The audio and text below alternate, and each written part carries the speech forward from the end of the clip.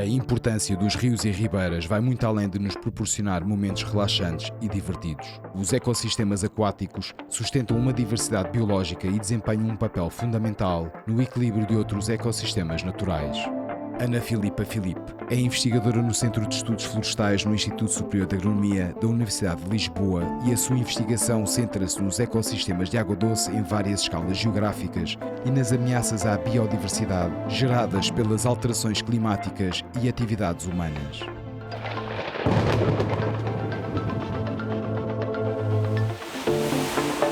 ScienceCast. Uma conversa com ciência. Sejam bem-vindos ao ScienceCast. Para variar um pouquinho, temos uma convidada especial que vai estar connosco para ter uma conversa com ciência, Ana Filipa Filipe. Vamos falar sobre modelos, sobre rios, sobre percepção pública e um pouco mais. Alterações climáticas. Desde já agradecer a presença aqui no podcast. Eu agradeço também, obrigada. E gostava de perguntar então, se a Ana Filipa tivesse que de certa maneira explicar à Ana Filipa de 15 anos o que é que estaria a fazer agora, como é que seria essa conversa? Eu acho que seria fácil de perceber o que é que eu faço. Portanto, eu sou bióloga, trabalho em ecologia, essencialmente em macroecologia, que é a ecologia das paisagens, ao nível da paisagem. Essencialmente eu trabalho em peixes de água doce, de rios e ribeiras, e o que eu faço é aplicar, portanto, ver os impactos humanos na paisagem, nos rios e nos peixes, e, portanto, desenvolver ferramentas e métodos e modelos para prever o que é que vai acontecer e quais são esses impactos. E chegar a este ponto foi algo orgânico, natural? Sempre soubeste que era isto que querias fazer? Como é que aconteceu? Não, eu acho que foi um percurso.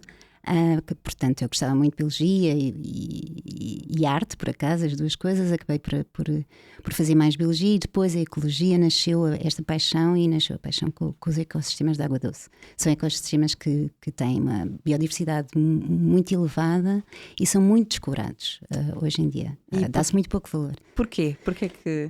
Eu acho que é uma questão quase histórica, não é? Os rios eram quase as lixeiras de Portugal, onde se colocava lixo, não é? E cada vez mais agora, essencialmente com a entrada na comunidade europeia, começou-se a valorizar esses ecossistemas e a perceber a sua fragilidade e a sua importância na paisagem e para a biodiversidade e para os sobre este ecossistema. Ok, e como é que as alterações climáticas entram aqui neste estudo? Biologia, ecologia, como é que se chegou aqui? Eu acho que também foi de uma maneira um bocadinho natural, que eu comecei por tentar compreender estes sistemas e esta biodiversidade. E o clima é uma variável muito importante para explicar a ocorrência das espécies e das comunidades de espécies. Portanto, começámos a fazer modelos de previsão se as alterações climáticas acontecerem de acordo com as previsões que são feitas pelo IPCC. Já agora o IPCC é portanto, em inglês é the Interpanel of Climate Change. Falta-me aqui uma palavra qualquer, mas é o painel das alterações climáticas que são muitos cientistas, são 100 e tal cientistas que fazem, portanto, os cenários para o futuro do clima. Portanto, estudam o clima em detalhe e fazem as previsões para sabermos o que é que pode acontecer no futuro, não é? Para nos prepararmos para o futuro. O que é que são as alterações climáticas e qual vai ser o nosso futuro. Ok, só interrompendo e já voltamos lá. Estávamos a falar exatamente que o clima era algo muito importante no estudo da ecologia, dos rios, por aí fora. Eu ouvi aqui 3 palavras, que era cenário, projeção, previsão. É tudo igual? Quer tu dizer a mesma coisa ou nem por isso? Não, e efetivamente se calhar é complicado explicar assim. Portanto, os modelos são modelos ecológicos que nós construímos e que tentam ser o mais reais possíveis e o mais fidedignos possíveis, com menos incerteza, sobre o que é que vai ser o futuro, não é? E estes modelos utilizam os tais cenários climáticos que são feitos pelo IPCC. Ok. Que depois dá origem às projeções. Exatamente, projeções para o presente, ou seja, utilizando os dados do clima presente e projeções, que chamam já projeções futuras, para as próximas décadas. E quando há alguma opinião pública fala de futurologia e que não há forma de saber o que é que vai acontecer ou não, quando estão a trabalhar alterações climáticas e perceber o que é que vai acontecer no futuro, futuro. Como cientista, como é que consegues responder a este galhardete, digamos assim? Portanto, eu acho efetivamente que se calhar isso diz-se sem saber muito bem do que é que se está a falar, e se calhar as pessoas têm que se informar antes de emitirem muitas opiniões. Futurologia não se trata de futurologia no sentido em que se utiliza dados do passado, dados do presente, do clima, para aferir possibilidades para o futuro, e medimos sempre o grau de incerteza destas possibilidades. Portanto, futurologia não creio que seja com isso que estamos a trabalhar. Okay. Não na ciência não trabalhamos com futurologia. Pronto, deixando bem assente este aspecto que eu acho bastante importante, e voltando aos rios então, trabalhar então com alterações climáticas e com a variável do clima nos rios, podemos falar aqui de alguns projetos que possam exemplificar este trabalho? Eu acho que sim, há dois projetos que eu tenho estado, um deles colaborei, o outro estou mais a desenvolver eu mesma e a minha equipa. Um deles teve a ver com o livro meio dos vertebrados de Portugal, que eu acho que as pessoas não têm muito presente o que é. Os livros meios são avaliações que se deveria fazer de 10 em 10 anos para aferir quais as espécies de Portugal, que existem espécies nativas, quais são aquelas que estão em risco de extinção. E em 2023, no ano passado, acabámos o livro meio dos peixes e descobrimos que, chegámos à conclusão, ao resultado, que 60% das espécies de peixes de Portugal tem um grau de ameaça. Pronto. Está em risco de extinção nas próximas décadas.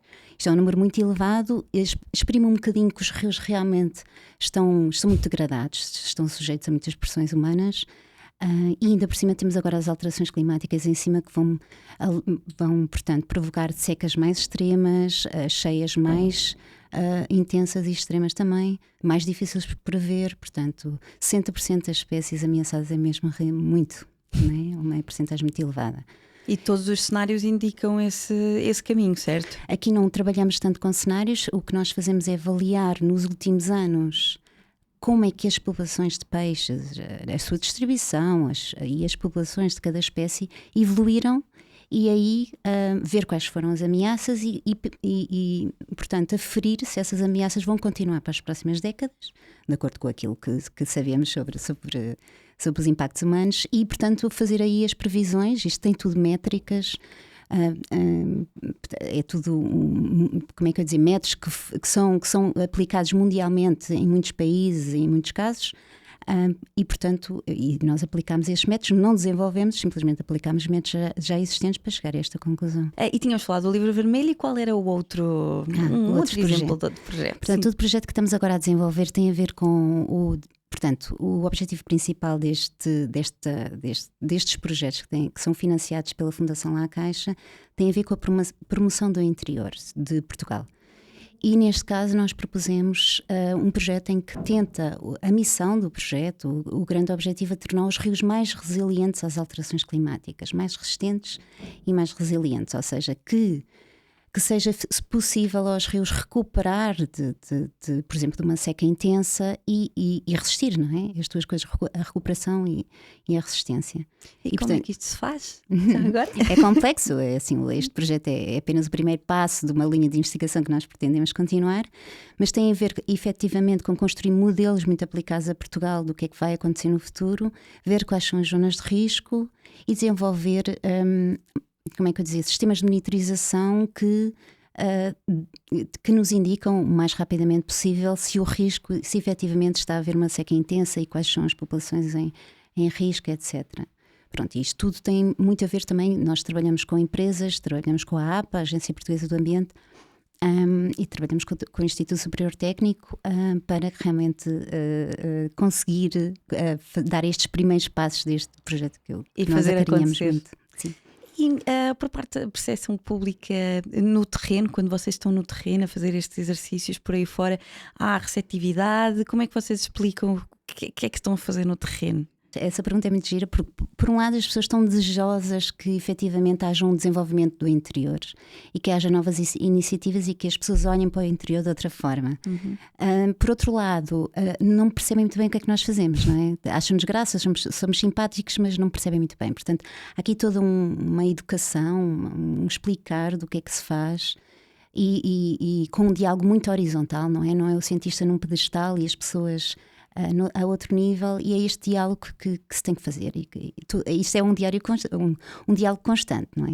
Desde ir ao café e explicar, tem que ser bastante constante. E Portugal, em termos de contexto europeu, mundial, podemos aqui colocá-lo em algum lugar no sentido de estar vulnerável às alterações climáticas, dos rios? Nós temos o Oceano Atlântico perto, portanto somos a foz de vários rios.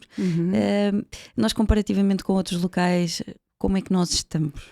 A nossa geografia efetivamente põe-nos em risco bastante elevado de vir a sofrer alterações climáticas muito severas, no sentido em que, portanto, é a Península Ibérica em geral. Portugal até nem está muito mal porque tem o Oceano Atlântico em grande parte do país, não é? Que traz chuva. Essencialmente traz a umidade e que fica depois presa nas serras, mas a Península Ibérica em geral está com risco de desertificação no sul, etc. Portanto, a Península Ibérica efetivamente é uma zona de risco. Mundialmente é uma zona de risco às alterações climáticas. E é possível fazer alguma coisa para mitigar ou para nos adaptarmos a estes efeitos? Vocês estudam esse tipo de ações? Sim, este projeto que eu estava a falar, que eu falei em último lugar, que se chama Aquadapt, é efetivamente tentarmos demonstrar que é possível gerir o território de outra forma, mas que traga também bem-estar às populações, riqueza, empregos, etc. Portanto, é possível fazer muita coisa, tem muita coisa. Na minha área tento fazer aquilo que me é possível, não é? Mas essencialmente eu acho que são vontades políticas, ok? Eu acho que essencialmente são vontades políticas de perceber que nós não existimos sem o nosso meio ambiente. Nós, por exemplo, a agricultura é extremamente importante. Claro. Nós comemos todos os dias, portanto, o que eu quero dizer é que são decisões políticas, porque há muita coisa desenvolvida e pode-se fazer mesmo muita coisa e há muita investigação a ser feita no assunto também. Então quer dizer que tem que haver aqui uma vontade por parte dos legisladores para começar a ouvir os cientistas e colocar as ações no terreno. Exato. Eu acho que é isso. E a comunicação também, da nossa parte, nós tentamos fazer o nosso melhor, mas efetivamente a comunicação para a população é muito confusa, muitas vezes, não é? Portanto, aqui também tem que se trabalhar muito para chegar às pessoas. Mas essencialmente eu acho que são vontades políticas. Eu acho que a gente não pode minimizar o papel que a política tem e que os decisores políticos têm efetivamente um papel muito importante aqui. E já agora falando um bocadinho desta relação entre o cientista e o político, como é que nós podemos fomentar este tipo de relação e pôr os cientistas e os políticos a falar uns com os outros no sentido de estabelecer caminhos para chegar a algumas soluções? Isso é uma pergunta muito difícil, por acaso, para mim pelo menos, que não tenho muito claro como é que nós conseguimos chegar aos políticos, não é? Acho que tem que haver também vontade. Eu acho que em geral, pelo menos da parte dos ecólogos que eu conheço mais, eu acho que nós até tentamos ter alguma abertura, mas os políticos também têm que nos ouvir. Sim. Ok? Eu acho que também isto tem que ser a relação bilateral. Não somos nós sempre a fazer o trabalho. Os políticos também têm que perceber o que é que se passa e ouvir os cientistas e perceber o que é que efetivamente, como é que se tem que preparar, que agricultura é que nós que devemos efetivamente fazer de acordo com os cenários que existem, não é? Pronto. São muitas coisas. Desde a água que nós bebemos também, que cada vez é mais escassa, portanto. Eu acho que os políticos também têm que nos ouvir. Isso é importantíssimo. Então, falando um bocadinho agora sobre exatamente o que é ser cientista, aqui no panorama político de Portugal, na contextualização, conseguimos aqui enumerar alguns pontos para o dark side e para o bright side de ser cientista português aqui no nosso território? É assim, pois, é difícil. Há bright e há dark, não é? Portanto... Sim, as partes mais positivas, pelo menos eu acho que houve muita coisa importante, ou melhor, muita coisa positiva no meu percurso, ou seja, tive a sorte de ter bolsas de doutoramento e de investigação que me permitiram criar redes internacionais com colegas e colaboradores que eu acarinho muito, porque são relações muito, que dão muitos resultados em termos de ciência, e também ir estudar lá para fora, e que foi extremamente importante para conhecer outras realidades e poder pensar então como é que vou trabalhar em Portugal, não é? E como é que se pode trabalhar em Portugal. Essa eu acho que é a parte positiva, que é abrir os horizontes e ter uma rede internacional bem estabelecida e que produz bastante. Isso é a parte positiva. Depois a parte negativa é, efetivamente, eu acho que não somos muito valorizados em Portugal. por valorização é ouvirem os políticos, ouvirem o que os cientistas têm a dizer, se calhar darem-lhes mais condições para conseguirem desenvolver a sua profissão com mais estabilidade. Exato. E um bocadinho por aí, não é? Eu acho que no fundo, portanto, nós conseguimos efetivamente dar educação a muitos jovens investigadores para fazerem a sua investigação, mas não há uma estrutura de investigação em Portugal Para bem captar esses estabelecida. talentos. E para lhes dar emprego e para lhes dar possibilidades de continuar o trabalho que têm feito, que se tem revelado bastante produtivo. Portanto, há uma falta de estrutura científica nas instituições que tem consequências para as nossas vidas privadas e profissionais muito, muito forte. E falando um bocadinho agora sobre utilizar a ciência como mote para o nosso dia a dia, há aqui algumas características ou há algumas formas de ver o mundo que seria interessante ir buscar à ciência para nós aplicarmos no nosso dia a dia? Eu acho que há muitas. Eu acho que com a pandemia, eu acho que revelou um bocadinho a importância de perceber a ciência e a importância de perceber, por exemplo, o Covid, não é? A pandemia, de que forma é que nós nos podíamos proteger ou não, de que forma é que os médicos estavam efetivamente a tentar fazer o melhor trabalho possível nos hospitais. Portanto, a ciência aqui eu acho que na nossa vida, no dia a dia, tem muita importância perceber um bocadinho de ciência e perceber o que é que se está a falar e não ver os cientistas como pessoas especiais e nerds e etc. Porque, efetivamente, nós quando vamos ao médico temos que perceber o que é que se passa com o nosso organismo e perceber os tratamentos que estamos a fazer, etc. Portanto, a parte da medicina é extremamente importante na nossa vida, depois há toda a parte da alimentação que nós temos que ser consumidores responsáveis e conscientes dos pesticidas que estamos a consumir, dos microplásticos, há uma série de novos problemas com a alimentação que nós temos que dar a conscientes que existem e nós somos responsáveis pela nossa vida e pelas nossas escolhas. Eu acho que isso, nós não podemos ser consumidores desatentos, não é? Temos que ser responsáveis pelo caminho que tomamos. É interessante porque há algum tempo saiu um estudo que referia exatamente que Portugal, o povo português era daqueles que mais confiava na ciência. Isto é interessante perceber se realmente é porque nós temos literacia científica e com o espírito crítico realmente aceitamos aquilo que nos é dito, ou se basicamente não queremos saber muito, não questionamos muito e não vamos à procura. Eu não trabalho nessa área, portanto é difícil para mim ter certezas quanto a isso, mas parece-me que a literacia ainda é bastante reduzida. Portanto, há aqui quase como é que eu ia dizer? É quase um acreditar, não é? Um acreditar sem saber no que é que se está a acreditar. E não se trata de acreditar, trata-se de compreender, fazer perguntas, perceber. E é no dia a dia mesmo, em relação, por exemplo, aos médicos, não é? Que é uma coisa muito evidente. Que temos que compreender. O médico não é alguém que nos dá um tratamento que nós não podemos compreender. Portanto, há aqui toda uma literacia que se tem que aprender ao longo da vida. E esta questão também que eu lembro-me de ser pequena e havia muito aquela coisa que a idade das perguntas, não é? Que há uma idade para fazer perguntas e depois passa-se. Não, as perguntas é para fazer todos os dias e temos o direito de perguntar, não é? Temos essa. E pronto, e esperamos obter algumas respostas ao longo da vida, mas a questão da curiosidade, do querer saber, eu acho que isso é extremamente relevante e há que fomentar a idade das perguntas, que tem que ser sempre. A vida toda. Interessante. E falando exatamente sobre isto, ir buscando o tema inicial da nossa conversa, quando se quer comunicar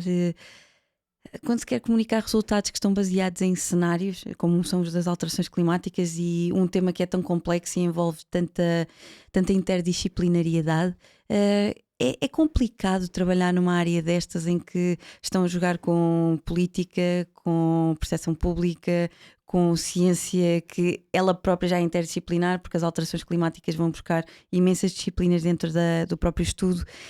Quais são assim os calcanhares daqueles em trabalhar com cenários e com projeções baseadas em alterações climáticas? Eu acho que, quer dizer, em termos de investigação, toda a investigação é difícil de conseguir, etc. E pretendemos, como é que eu dizer, nós pretendemos realmente fazer coisas inovadoras, portanto estamos sempre ali a pisar. É sempre complicado à partida. É sempre complicado e estamos sempre ali na fronteira do, ok, queremos ir mais longe, não é? Temos sempre a ambição de querer saber mais e querer ir mais longe. Mas é sempre complicado. Mas o complicado aqui não é a ciência, é efetivamente a comunicação, essencialmente com os políticos, não é? Tentá-los. Porque há muito este domínio da economia nos nossos dias, não é? A economia domina tudo, mas efetivamente, eu não sei, mas o poder de compra em Portugal tem diminuído muito, apesar da gente achar que a economia é a coisa principal. E portanto há que mudar um bocadinho também o paradigma, não é? Passar de nos preocuparmos só com a economia e começarmos a preocupar com o nosso futuro e o que é que... Portanto, esta parte do efetivamente comunicar com os políticos e com as pessoas é efetivamente a mais difícil. Ok. Mais do que a ciência. Mais do que a própria ciência. Sim, É sim, interessante sim, sim, esse aspecto. Também porque eu sou treinada para fazer ciência, não é? É a minha área e é isso que eu domino. E, portanto, a parte de comunicação é efetivamente aquela que é mais difícil conseguir. Ok. Já agora que eu tenho curiosidade, como é que é o dia-a-dia de alguém que está a estudar? Como é que se faz um livro vermelho? Voltando àquele projeto que nós tínhamos falado no início. Eu acho que é assim, os meus dias, assim em geral, os meus dias nunca se repetem, são sempre dias muito para o mal e para o bem, não é? Porque a rotina também é importante para mantermos alguma paz na nossa vida. Portanto, mas os meus dias acabam de ser muito diferentes. Por exemplo, em relação ao livro vermelho, é um trabalho muito colaborativo que envolveu a colaboração de muita gente em Portugal e não só em Portugal, também internacionalmente. E, portanto, é essencialmente a colaboração em ciência fundamental. Ninguém já trabalha sozinho. Existia aquela coisa dos grandes sábios do passado, que eu acho que nós só conhecemos os nomes, mas provavelmente até tinham bastante gente a trabalhar com eles também.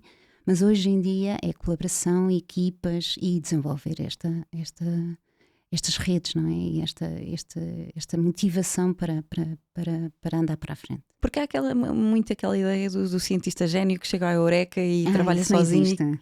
Não existe. Eu não acredito muito na questão dos génios e isso. Eu acho que isso existem. Não estou a dizer que não existem, claro que sim.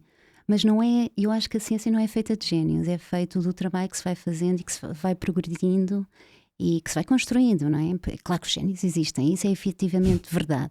Só que são muito poucos e a ciência é muita em várias áreas, não é? E não são os génios que fizeram a ciência progredir, ok? Não nesta constância, ou seja, a medicina não chegou onde está porque existe 1 ou 2 génios ao longo da história, não. Foi muita gente que trabalhou para conseguir lá chegar. Exatamente. Para conseguir lá chegar. Então, se nós pudéssemos aqui falar um pouquinho com os políticos e lhes dizer algumas coisas, o que é que nós podíamos dizer?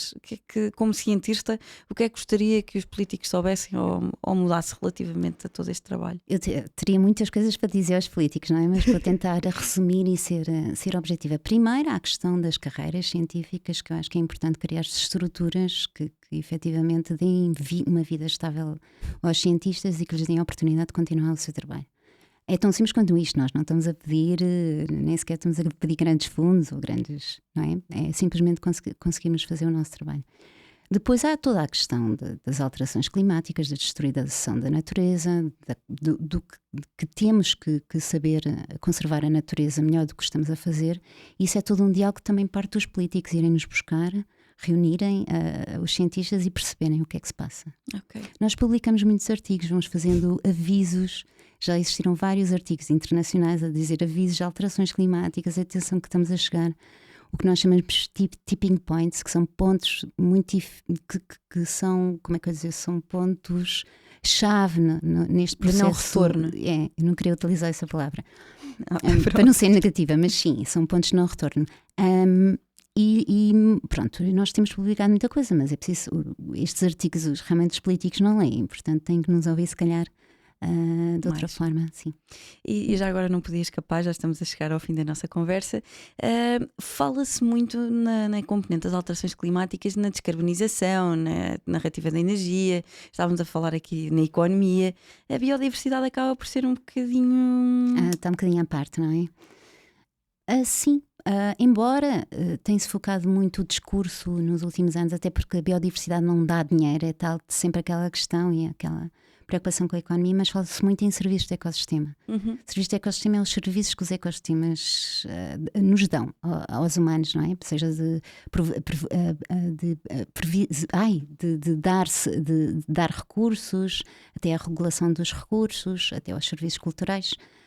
Portanto, é a partir deste discurso dos serviços de ecossistema mais focados no homem e naquilo que ele necessita que entra aqui a biodiversidade. Não existem serviços de ecossistema se o ecossistema não for saudável e não tiver a sua biodiversidade em bom estado. Então vamos fazer aqui umas chamadas de atenção, começar a fazer com que os cientistas e os políticos se reúnam na mesma mesa e consigam chegar a algumas conclusões.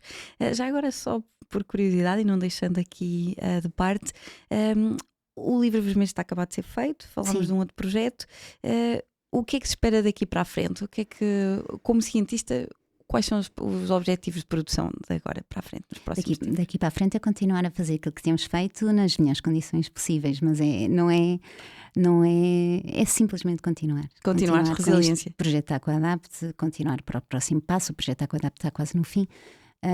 Preparar para o próximo livro vermelho, que é daqui a 10 anos mais ou menos, e pronto, há toda uma investigação à volta disto. Estas são algumas das linhas de investigação, depois há outras coisas em que estou envolvida, mas é simplesmente continuar. Ana Filipa, estamos a falar um pouquinho sobre alterações climáticas. Temos episódios de seca, calor associados a tudo isto. Há aqui uma questão que é a construção de barragens que vão alterar a fluidez dos rios e a forma como nós estamos a mexer nos ecossistemas para ter alguma disponibilidade de água. O Alqueva, por exemplo, é um exemplo de como há um grande impacto humano na forma como nós influenciamos os ecossistemas e as espécies que estão lá representadas, certo? Exatamente. O Alqueva é um laboratório vivo, digamos assim, de uma grande intervenção humana sobre o território, que é o Alentejo, que é uma zona semiárida, portanto, Portanto, as culturas que tinham eram culturas de sequeiro, essencialmente, e neste momento o Alqueva permite uma grande área de regadio com os seus riscos, não é? Porque uma área de regadio no meio de numa área semiárida tem os seus custos, não é? Mas, portanto, é uma grande, grande alteração da paisagem. Em relação aos rios, que é a parte que eu estudo e consigo falar mais sobre, portanto, esta é a construção destas grandes barragens, porque o Alqueva efetivamente é a maior barragem da Europa. Portanto, estas grandes superfícies de água, o que fizeram para os peixes de água doce é efetivamente o habitat foi destruído, foi alterado, e a conectividade dos rios também. Portanto, as populações que estão mais a montante, ou seja, mais na zona superior do Alqueva, deixam de estar ligadas às populações noutros sítios, não é? Há ali uma interrupção da conectividade fluvial. E também, além da destruição do habitat e da destruição da conectividade fluvial, também temos a introdução das espécies exóticas, algumas delas invasoras, ou seja, com impactos muito negativos na nossa biodiversidade e ecossistemas, que se dão bem nestas águas, não é? Que nestas águas paradas, nestes sistemas parados. E estas espécies, efetivamente aquelas que são mais prejudiciais, são predadoras, e, portanto, predam as nossas espécies de peixe e outros, e anfíbios, etc. Portanto, são espécies que, são predadoras, são muitas vezes espécies tropicais, que eram predadoras em ecossistemas tropicais, foram introduzidas em Portugal, e aqui é tudo delas. É tudo delas, exatamente. As nossas espécies não estão muito habituadas a uma predação tão forte e, portanto, acabam por ser predadas por estas espécies invasoras. E isso é uma das razões porque é que temos as espécies, um declínio de 60% das espécies em Portugal de peixes de água doce. Também é a construção destas grandes espelhos de água, não é? Que é uma alteração completa do habitat natural fluvial. Porque há aqui uma complexidade muito grande nestes sistemas. Nós estávamos a falar há bocadinho que as pessoas querem respostas diretas. Sim. Falar um bocadinho sobre a complexidade destes sistemas é muito importante, e quando se utilizam cenários para perceber o que é que vai acontecer no futuro, é muito por aqui, não é? A questão das barragens é uma questão extremamente relevante, porque é importante termos reservas de água para o futuro, mas há muitos outros fatores, não é? Porque a grande parte da água é também perdida, não é? Por evaporação nestes grandes regadios. Mas o sistema é mais complexo do que parece. E portanto, o debate sobre esta questão das barragens e das grandes barragens, eu acho que ainda, apesar de já se ter falado muito sobre isso, ainda há um debate a fazer do quais são os riscos, quais são as vantagens de querer ter grandes espelhos de água e transformar a nossa agricultura numa agricultura de regadio, quando nós temos grande parte do país com um clima semiárido. Relativamente às próprias espécies que habitam estas zonas semiáridas que nós estamos a mudar, também há influência nestas zonas? Sim, em termos de. Agora falando da biodiversidade terrestre, não só a aquática mudou completamente, não é? Mas a terrestre também são zonas muito. Tem havido vários estudos sobre isso, bastante estudos sobre isso. Qual é a biodiversidade destas grandes regiões agrícolas? Eu não digo que estas regiões agrícolas não devessem existir, porque nós temos que nos alimentar e temos que produzir alimentos. Mas se calhar há que compensar noutras regiões e há que efetivamente fazer uma conservação da natureza e investir na conservação da natureza de uma maneira que não está a ser feito.